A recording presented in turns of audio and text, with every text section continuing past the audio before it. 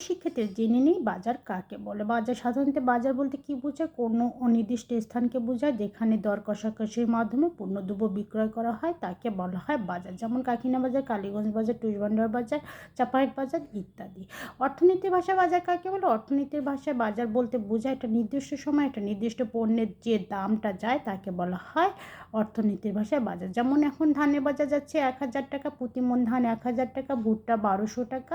এটাই হচ্ছে অর্থনীতির ভাষায় বাজার। মার্কেটিংয়ের ভাষায় বাজার কাকে বলে? মার্কেটিংয়ের ভাষায় বাজার বলতে ব্যক্তিকে বোঝায়। কোনো পণ্যের বর্তমান এবং সম্ভাব্য ক্রেতা সেটকে বাজার বলে।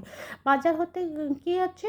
কোনো পণ্যের কী হচ্ছে ক্রেতাকেই বাজার হিসেবে চিহ্নিত করা হয়। তাহলে কী হচ্ছে? ধরে নাও যে পেনের বাজার হচ্ছে শিক্ষিত সমাজ, বর্তমান বাজার হচ্ছে শিক্ষিত সমাজ এবং সম্ভাব্য ক্রেতা হবে কারা? আমাদের সন্তানরা। আমরা যেহেতু শিক্ষিত, আমাদের সন্তানরাও শিক্ষিত হবে। তাহলে বাজার বলতে কাকে বোঝায়? বাজার বলতে বোঝায় কোনো পণ্যের বর্তমান এবং সম্ভাব্য ক্রেতা সেটকে বাজার বলে। তো শিক্ষার্থীরা আজ এ পর্যন্ত, ততক্ষণ পর্যন্ত তোমরা ভালো থেকো। আল্লাহ হাফেজ।